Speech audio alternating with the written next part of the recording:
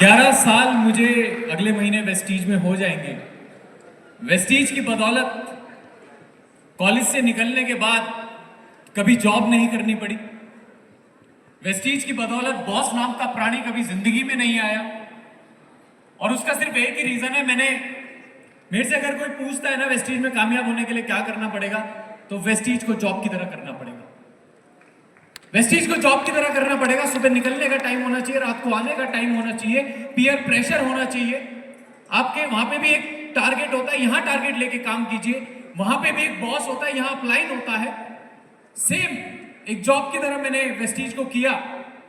और जिस दिन वेस्टीज को ज्वाइन किया, आपने आपसे एक वादा किया, 3 साल मैं नेगेटिव नहीं होऊंगा, 3 साल मैं डिमोटिवेट नहीं होऊंगा, और 3 साल मैं ऑन ऑफ नहीं होऊंगा। बहुत सारे लोग इस बिजनेस में इसलिए नहीं आगे बढ़ पाते, किसी के कहने से नेगेटिव हो जाते हैं, कभी डिमोटिवेट हो जाते हैं। मेरा एक डाउनलाइन कहता है, सर मैं डिमोटिवेट हो गया था। तो मैंने कहा कोई अच्छी सी भारी मुद्रिका देख के उसके सामने आ जा, अच्छे से ही हो जा, ना रहेगा फोन, ना बजेगी टोन। मैं आज तक नेगेटिव नहीं हुआ, मैं आज तक डिमोटिवेट नहीं हुआ। मेरी माँ ने मुझे एक चीज सिखाई है, बेटा जिंदगी में पैसा कम कमा लेना, किसी की बद्दुआ मत कमा। इसलिए हम कभी लालच और इन सारी चीजों में नहीं पड़ते। फ्रेंड्स, वेस्टीज की बदौलत आज टाइम फ्रीडम, आज मनी फ्रीडम, 25 साल की उम्र में 50 लाख की गाड़ी लेने की मेरी औकात नहीं थी, और ना आज है, पर ये वेस्टीज ने बनाई, वेस्टीज की बदौलत हुई। बहुत सारे लोग ये कहते हैं कि सर मैं पहले वेफ में आया था, मुझे ब्रॉन्ज की ट्रॉफी मिली थी और मेरी आंखों में आंसू थे। आंसू इसलिए थे क्योंकि अभी जब आप ब्रॉन्ज की ट्रॉफी लेने आओगे ना, तो ऐसे मिल रही होंगी जैसे रेवड़ियां मिल रही हैं। मुझे उस दिन ये फील हुआ कि नहीं, मैं इस भीड़ का हिस्सा नहीं हूं। मेरी आंखों में आंसू थे। अगले वेफ में मैं स्टार की ट्रॉफी ली, उससे अगले वेफ में मैंने डायमंड की ली, उससे अगले वेफ में मैंने क्राउन की ली। मैं हर बार अपनी भीड़ से निकलता रहा और यहां पे पहुंच गया। मेरे से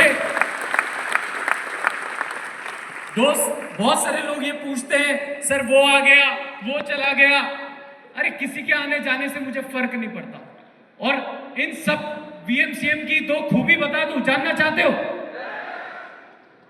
मुश्किलें सबकी लाइफ में आई।